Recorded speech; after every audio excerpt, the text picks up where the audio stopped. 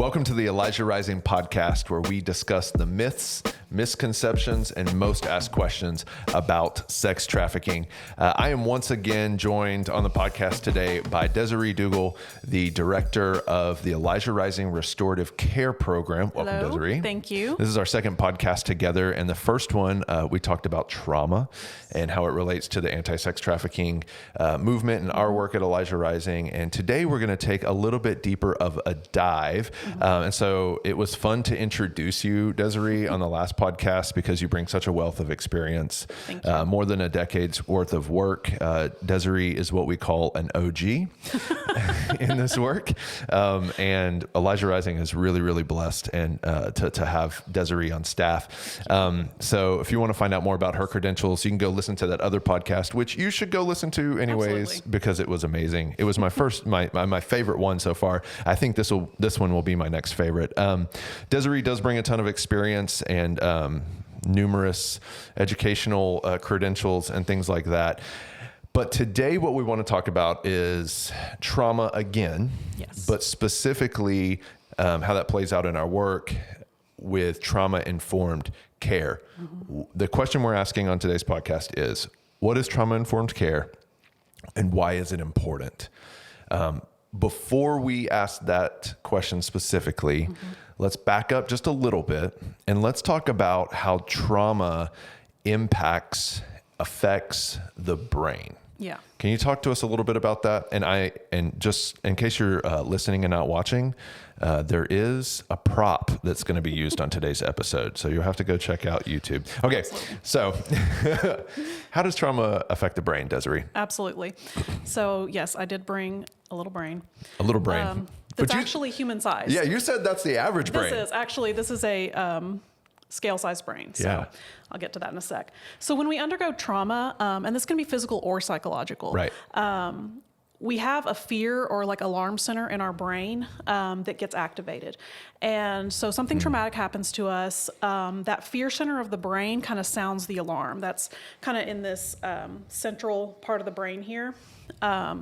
And it releases a bunch of stress hormones into the body. And this is not a bad thing. You know, those hormones are what help us cope with what's happening to us. So they're not an inherently bad thing. God created us that way, right? Yes, that's exactly, it's what it's supposed to do. Right. So that's, we've heard of fight, flight, or freeze. Those responses are what our brain is designed to do when we go through something traumatic. So that's where this comes from. These things are taking place in the limbic system, what I would just refer to, this limbic system in the brain. Right. So for those who are listening a little bit, so that's basically like the center of the brain, but like the lower portion of the brain. Yes, the lower brain is what that's kind of referred to as. So it's the emotional center, and it plays a huge role also in how memories are formed. Oh, interesting. So that early formation of memories, which is also part of why we often don't remember all the details of a traumatic event. Interesting. Because it can affect how those memories get formed. And we see that a lot in the women we work with as well, Right. when memories can be blocked out. But in circumstances of like complex trauma, like what we see with the women we work with, there's been so much repeated trauma, which means this fear center is constantly activated. And so it becomes the norm. It just becomes the constant, just like the state just the way it of, is. the Yeah, state just of kind being. of the state of being in their brain. I can't imagine what it's like to live like that in a constant state. Yes, just constant what's called hyperarousal. Oh, wow. Yeah, so it's a constant state of just being tense and aware of everything around you all the time in fear. So the adrenaline, though, it when we are facing a traumatic event, though, it heightens our awareness in those dangerous situations, which is a good thing. Again, that's like a survival. It's a survival mode. Yeah, right. But the cortisol keeps those horrifying details of a trauma from lodging into our brain. Oh, wow. So again, those are part of a defense mechanism. And depending on what age, a trauma happens to us, these chemicals can keep the brain development can stunt the brain development, Right. and kind of keep this thinking center, this prefrontal cortex area of the brain, from fully forming, which is something you can actually see in brain scans. So the trauma releases these hormones, right? Which is part of the survival mechanism that you've been designed by God. Like if you're getting chased by a bear in the woods, right? The limbic system is going to activate. You're going to, right. Okay. But then if you experience trauma again and again and again and again, and that becomes your state of being, that damages. Yes. Is that the right word? Is it damaging the brain or stunting the brain? It creates these neural pathways in the brain that keep you in those. It keeps those stress hormones just constantly flowing the same way, and it can impact the development of the brain in a negative way. Right. And so if that's happening at a young age, when brain is still forming. Yeah, that has long-term impacts, and I would assume stunts the ability to mature. Yes. Right. Okay. So I guess the next question then is the obvious one. So what can be done, right? Sure. What can be done to change our brain's responses and those neural pathways that you just described? Yeah. And of course, the most important thing to remember is that we can do something to change those. Good. Yeah. Absolutely. So while those things do create, like I said, these pathways in the brain, we can change them with time and effort and repetition of good things. Time, effort, repetition. Yes. Yeah. Okay. And so changing the way our brain responds to events when we're in a safe and stable place can reform those pathways and start creating pathways that are good, that create good responses in us. Working with a good therapist is one way we can definitely work on rewiring those things, but they need to specialize in trauma, and not every therapist does that. Sure. So when you interview a therapist, and you should interview your therapist before choosing them, you need to make sure that they specialize in therapy, in trauma or complex trauma, if that's your circumstance, so that they know how to help you. They understand how to do that rewiring of those neural pathways. Yes, how to really work with your circumstances. Mindfulness, and I know that's a buzzword, kind of, but true mindfulness that's therapeutic is another practice that can be really beneficial in helping trauma survivors learn to feel safe in the present moment. Keep them present in a moment that is perhaps scary, but can keep them present and learn to process through a memory, stay with it in a moment when they normally might have detached or dissociated in some way. Like as a result of a trigger, like they hear something, smell something, see something, somebody says something, and that puts them back in that place of the trauma. Yes. But you're saying mindfulness is a practice to where say, no, I'm here right now. I'm here and I'm safe. I'm safe. So I can work through this now. Right. So that's, used correctly, it can actually be very beneficial. Sure. But there are a lot of other ways as well. Journaling, yoga, dance, anything that can help somebody remain present in their body, during a trigger can be really beneficial. Yeah. So in my own kind of process, I see a therapist weekly. We talk a lot about grounding, which I think what I'm hearing from you is it's just a different word for a very similar thing. Like this is where I am. It's part of mindfulness. Yes. Yeah. It is part of mindfulness. Yeah. It's when you feel triggered or start feeling a panic attack or an anxiety, something coming on. It's a tool you can use to bring yourself back to a calm place. I'm not in that place. I'm actually right here. Yeah. Mm-hmm. Yeah, I'm always being told to journal. I'm not a journaler, but I started doing it, and sure enough, it actually does help. Yeah, work there through is something some about the physical act of writing that helps with that brain work. Yeah, it's fascinating. Well, it's doing the reworking of those neural pathways that you've talked about. Mm-hmm. So how does the trauma of the survivors, the women who have survived exploitation and trafficking that we work with, that you work with directly, almost on a daily basis, how does their types of trauma, the complex PTSD, the trauma that they've experienced, how does it differ from, say, mine? I was never trafficked. I was never exploited or sexually abused, but I certainly have trauma. All people have trauma. So what is different about what they've experienced? Yeah. Like you said, everybody has trauma and nobody's trauma is exactly the same. Okay. Yeah. That's well said. But survivors of exploitation and trafficking primarily, like you said, have that complex trauma, that repeated continuous trauma that has put them in that hyper-aroused state, particularly when they first exit their situation, they're still in that state. A lot of these. So sorry to cut you. No, so okay. That's such a good point, though. It's like it's not just because they exit, like suddenly a switch is flipped, and now it's like no, you're fine now. Yeah. They're actually, their brain chemistry is still in the exact same place, whether they're there still physically or not, which has a lot to do with the work that that needs to be done. Sorry, go ahead. Go ahead. So it takes them some time to really come out of that and feel safe. Yeah. And that's when their brain chemistry that hyperarousal can start diminishing. Yeah. But, a lot of them have also had some kind of childhood trauma. So that's also impacted that, development of the thinking center in the prefrontal cortex. So there's also a lot of times that aspect of it. Many of them also have physical trauma as well, in the form maybe of some kind of traumatic brain injury, gunshot or knife wound. Right. Just so many things that they've dealt with just living the lifestyle that trafficking has put them in. Yeah, because it's a violent world. It's a very violent world, and that we see this in our intervention work pretty frequently, and even just talking with those who are still being exploited. We just hear story after story about, I was beaten up last night, or sometimes you encounter women on the street during intervention that they've got black eyes, they've got fresh wounds. I guess that's so important. Like the complex trauma that they're experiencing is a lot of times in the same hour, physical, emotional, psychological, all in one moment. Yes. Yeah. It's a very brutal life. Yeah. And that's not to say that that other types of trauma are any less devastating to a person. Sure. A singular traumatic event can alter somebody's life forever. Yeah. Just one, depending on what it is. There's definitely no denying that. And so it's never a contest, certainly.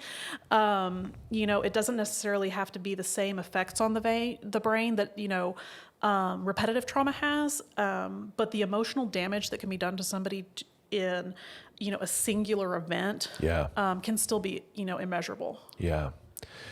Which truth is, if we're honest, is a lot of people in society. Absolutely. Yeah. A horrifically violent event or the loss of somebody. Right. Some of these things can be horrific. Right.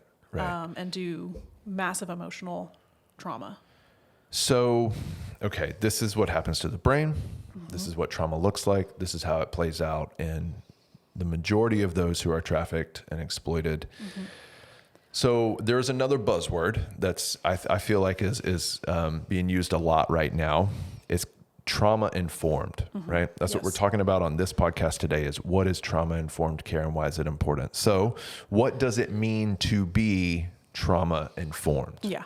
And especially for programs like ours, for shelters, for anybody who's working with any victim of crime or anything like that, there's a huge push to be trauma-informed. Right. And so, which is a good thing, though. Which is a very good thing. Yeah. As long as it's understood what it means. Okay. So yeah, that's good. What does it mean? Being trauma-informed as an organization means that we promote a culture of safety, of stability, of empowerment, and of healing. We want to look at a person holistically and take into account their past trauma and experiences that have brought them to this point. Yeah. We're not asking why something happened to you. We're asking, what happened to you. We want them to be able to have say in their healing process. We want them to be listened to. We want to promote an atmosphere of listening, really listening to what this person has been through, and taking all of that into account when we make a healing plan. We want to explain everything, every part of their care to them so that nothing comes as a surprise, or nothing is violating or invasive or anything like that. And make sure she has a voice and an opinion, and that all of that is listened to in her care. And as a staff, of course, it also means we stay trained. We constantly are working to keep up with what the most current trauma research and data and best practices are. Yeah. So it sounds like another way to put it is it's a very empowering posture on behalf of those who work with, our population, right, is women who have survived sexual exploitation. What you're talking about is empowering them. I mean, you're talking about giving them voice, giving them agency in their own healing process, like giving them a place to communicate what they've gone through. And I just think like that has got to be so healing in and of itself. Because maybe we might be the first people in their entire lives who's ever even given them the opportunity to make a choice about what they're going to do in their day. A lot of times, yes. Yeah.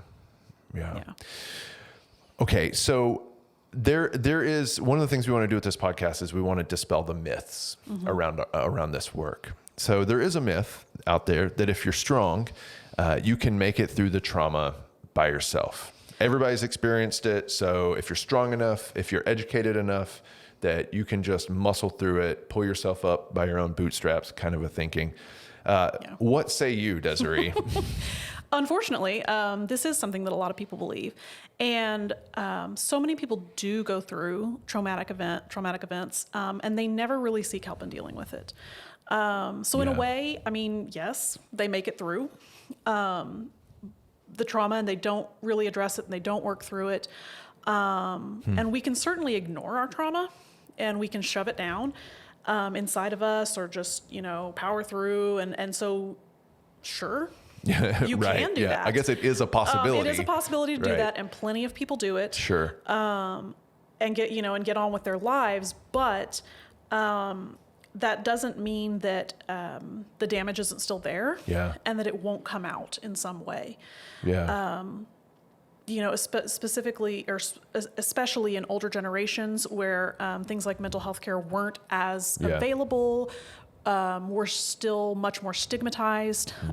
People didn't seek help for a lot of these things. And so they did. They just pushed through it and they went on with their lives. And, this isn't to denigrate them in any way. Right. They did what they had to do. But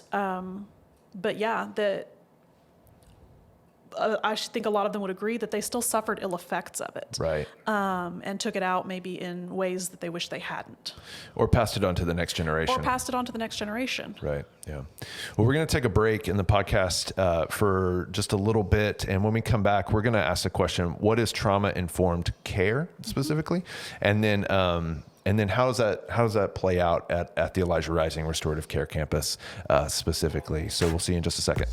Hey everybody, I hope you are enjoying today's episode of the Elijah Rising podcast. Right now I'm standing in the Elijah Rising store that sells goods that empower survivors of sex trafficking. All the items in this shop, the purchases support the employment as well as the restoration of women that are in our program. So please come visit us at 11th and Studewood or online at shop.elijahrising.org. And today, on your first purchase, we're going to offer you $10 off if you shop online using code PODCAST. Welcome back to the Elijah Rising podcast.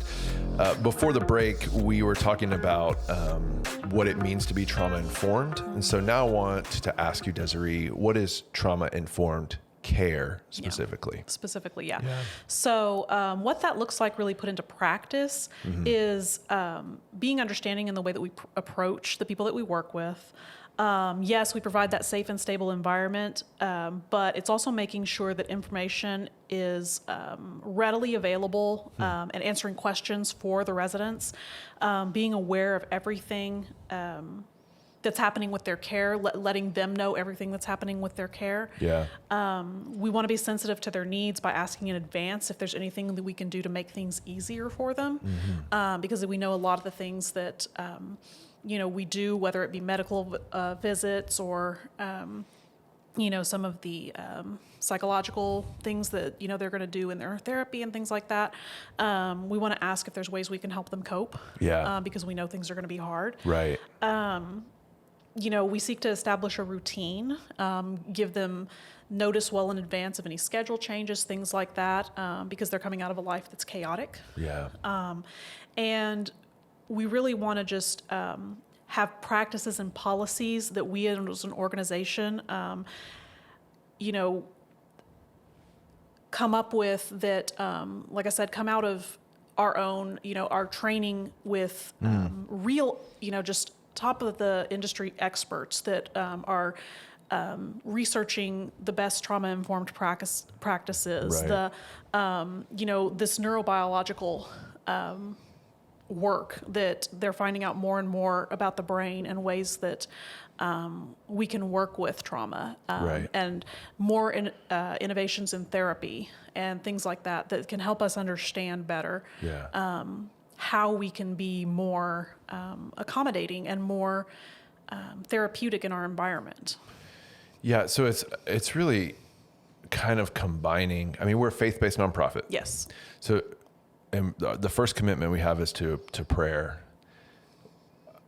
I would imagine that some might argue another myth here, right? Mm-hmm. Or misconception that some might argue like, well, if you just pray, if you can just pray harder, right? Yeah. Fear and anxiety, there's scriptures in the Bible that say fear and anxiety, if you're in Christ, you shouldn't have them. Don't have them, right? You're delivered of them or something like that. Mm-hmm.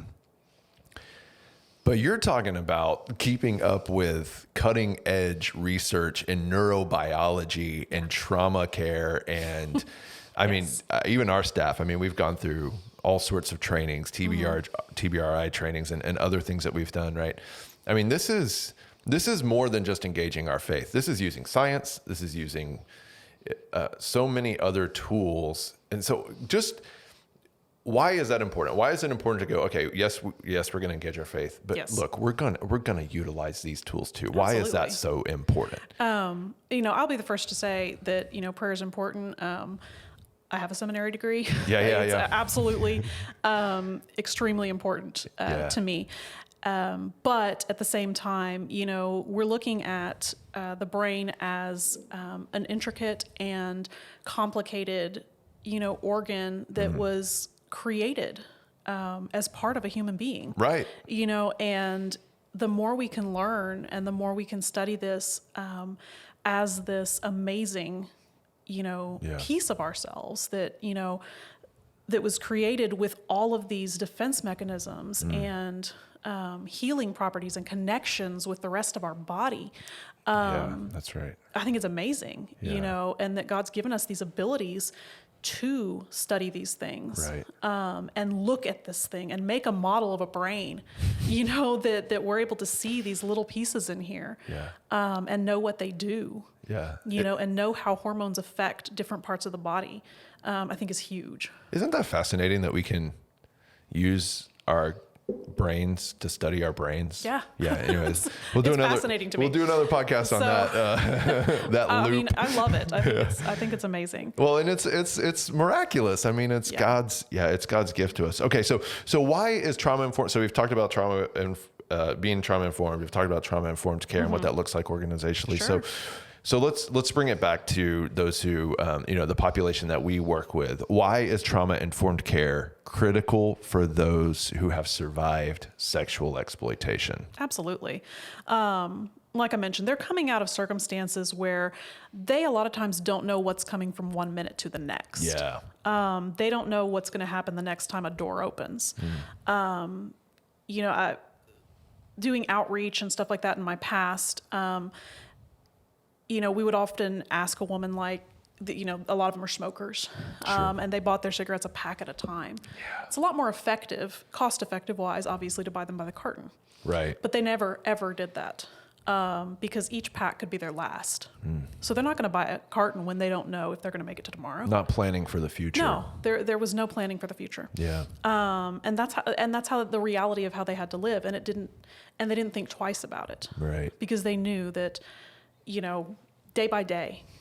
And so us providing stability and that, schedule of knowing, okay, tomorrow, these are the things I'm going to do. There's still going to be food on the table Yeah. a week from now. Yeah. Yeah. Even things like, we do meal planning, things like that, and these are this is the day that so-and-so is going to cook, and this is the meal they're going to cook, and this is, and so having those things posted and them having copies of them in their binders and their day planners and things like that. They love when they get their day planners. Wow. It's a big thing. But giving them information about all of that kind of stuff, setting goals with them, both long-term and short-term, so that they have something they're working towards in the future. And just being sensitive to the trauma they've undergone in a completely non-judgmental way. Yeah. Is something that a lot of times is just so shocking to them because they face so much judgment, right. For their lives in the past. And it doesn't necessarily seem like a big deal, to a lot of us. But these things are very important, for them to have the freedom to go to a kitchen and prepare what they want to eat any time of the day is something that we take for granted. But that's a huge freedom to these women. Well, it is something we take for granted. Most of us take for granted on a daily basis, right? Of course. So what we're trying to do then is create a safe, stable environment that understands what the triggers are, what the past is to the best of, what they've shared, and just trying to mitigate all those things so that they know that, hey, look, you're safe here. Yeah. And that's so that brain can heal. Yes. And all of those patterns, habits, behaviors can start to change. Yeah. So how does the Elijah Rising Restorative Care campus implement trauma-informed care? So let's just drill down. Like, what are the practical, earlier you mentioned policies and procedures, and look, I've seen the binder. It's insane. We're not going to read it. It is the size of, like a 1-story building. There's a lot. But like, what are just some of the things, some of the practices that our staff, which we love very much, and we are so thankful for our staff, especially you. Yes. I'm very grateful for my staff. You are grateful for your staff. What are some things that we do to ensure that we are a trauma-informed organization doing trauma care to provide that environment? Absolutely. So just getting to the practical procedures and things like that. So the program is obviously designed to address the resident holistically. We kind of started out with some guidelines from ISTSS, which is the International Society for Traumatic Stress Studies, and then also SAMHSA, which is the Substance Abuse Mental Health Services Administration here in the U.S. Can I just say real quick, let me interrupt again. Desiree has taught me so many acronyms. I do most of the grant writing for the organization. I'm like, Desiree, all these acronyms, please teach me. So thank you for giving all the words that go with those acronyms. Oh, no problem. Go ahead. So there's something known as the 8 dimensions of wellness. Right. And we kind of add a 9th component of what's called like citizenship, kind of like being a not necessarily a leader, because that's up to each woman in her own right, but being a good community member. So the 8 dimensions of wellness are, your physical being, your intellectual being, emotional, spiritual, environmental, financial, occupational, and social. That's a lot. But there are a lot of different aspects to this wellness of a whole person. And so throughout the program, we work to address all of those different aspects of healing and wellness. One of the first things we do when a woman comes into our program is attend to her physical needs, because it's hard to heal in any other way if you have illnesses or injuries or things like that need attending to. Right. So that's one of the first things we do. We have a really amazing partnership with Baylor College of Medicine, and through that we have just one of the most amazing psychologists that I've ever known. She is amazing. And I just love her. So she provides therapy for all of the women in our program. So their psychological needs can be tended to just in a way that, is unlike, anywhere. Yeah. That's the high, we talked about earlier in the point, like that's the highest level of care we can provide. We found it, we secured it, and it works. And it's wonderful. Yeah, it's wonderful. So she also provides their assessments, their psychological assessments and things like that upon entering the program. So we know, what level of care is needed for them, which is also huge. we have opportunities with the women to advance in their education. So depending on where they're at, whether it's they need a GED, whether they're wanting to start college, whether there's a vocational training that they're interested in, we work on those opportunities as well, getting them to where they want to be. They develop job skills in our social enterprise, where they have the opportunity to, earn money as well as learn those job skills. And that's where we also teach them, how to manage their finances.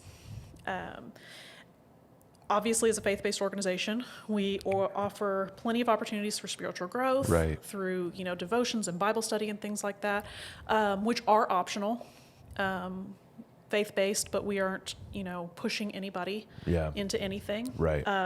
It's a choice, right? We're giving all them the about option. Empowerment and agency so that they can learn the skills to develop their future. Absolutely. Yeah. But also, as far as environmental, we're, giving them that safe environment that we talked about. And and at our campus, the residents are learning to live in community with one another. Yeah, that's huge too. So and the staff. So they're building those relational pieces. They're learning how to have relationships that are healthy. Healthy relationships. So all of these things, just combine to meet those dimensions of wellness in a tangible way.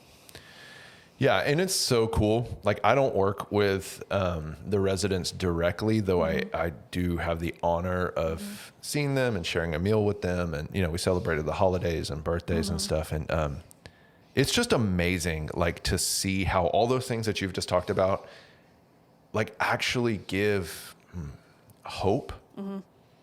I'm just feeling that, what I mean? Like, it's like we take for granted that we have, we can see our future and that we have a hope. And being able to create an environment and provide those skills, that place, is really changing lives. I mean, it's so, which brings me to the next, point that I kind of want to land the plane on today's podcast with. It's, trauma is a bad thing. Nobody wants to experience trauma. Sometimes it can be really horrific. We've talked about instances where it can happen over and over and over and over again and just change brain chemistry so dramatically. So there is a myth, right, that nothing good can ever come of a traumatic event. Is that true? Of course, we never want to tell somebody who's going through trauma that something good's going to come out of this. Right. We never want to give somebody like a platitude like that. Well, God made you be trafficked so that you could learn how to have real job skills. Right. We don't want to do that. Or that something was meant to happen that way. Anything like that. That's never, because nobody wants to hear something like that when they're going through something horrible. Absolutely. But it's certainly possible for somebody who, has been through something horrific to take their trauma and use it in the future as a testimony for something good. We see that, time after time in the women in women who overcome their circumstances from the past and then go on to, speak out or, work on legislation or start their own organizations or something like that. So it's absolutely something that can happen. There's also a phenomenon known as post-traumatic growth. Interesting. Where a person heals from their trauma and it provides them with like a whole new purpose in life. They come out of this changed and seemingly, even stronger than they were before. Because this whatever they've been through has just given them new life. Sounds like resurrection. Kind of. A little bit. Yeah. So, there can definitely be positive outcomes to anything. It's just not, we're just not going to, I would never promise it to somebody. Of course. Yeah. Right. But it's a long journey, and it's different for everybody, but Can you think of an example of a positive change that you've seen? I mean, you've been doing this work for so long. Yeah, absolutely. Women who've spent time in a healing program or even women who haven't, it's amazing how different someone can become. Going from the chaos of a trafficker to, a stable place, it doesn't even have to necessarily be something that happens immediately. She has to figure us out, and decide if she can trust us. But it's a beautiful thing when you see a woman realize, that we're not out to get her. We're not going to give up on her. No matter what. And that we're really there for the long haul. to go from a woman who's very tentative and guarded and almost hostile even, Right. to being happy and relaxed and At home. And actually really letting us into their goals and dreams and family, considering us family. Yeah. It's just a huge shift. Yeah. And it's really, really cool to see. Well, this has been such a powerful conversation. I appreciate you coming back on the podcast. I'm deeply impacted by the work that we do. And so I hope you as listeners, and you viewers, if you're watching this on our YouTube channel, I'm hoping that this is impacting you as well. One of the main goals for this podcast is to be informative, is to have conversations with experts in the field, and to look at this work from different angles and different facets, because it is, we're talking about neurobiology today. On the next one, we might talk about prayer, so there's just so many different facets. And so I'm hoping that you, if you're listening, if you're watching, that you are finding the value in this podcast, in the information that's being provided in this podcast, and the guests that we bring onto the podcast, whether they're from the outside the organization or like Desiree from within the organization. And so I just want to, if you are finding this to be a benefit in your life, if you do want to see more of this, hear more of this, let us know what you're interested in. And secondly, we invite you to become a sustaining partner of Elijah Rising to ensure that this podcast can continue. A lot of work goes into this. A lot of equipment goes into this. A lot of man hours, staff hours go into this. And we want to continue the conversation. We want to continue it forever, and continue to provide information that can be helpful to you and to those that you know, especially if you're on the front lines. Maybe you're in another organization doing this work. So I invite you to become a monthly supporter of Elijah Rising to keep this conversation going, and tell us what you want to talk about. You can go to our website, elijahrising.org, to support this work or to find out more about what we're doing. There's also other great content there and some volunteer opportunities. You can engage with the social enterprise work at shop.elijahrising.org. Buy some candles for the next birthday present that you need to show up somewhere with. And subscribe to our YouTube channel, and follow us on Facebook and all the other social media platforms, Instagram.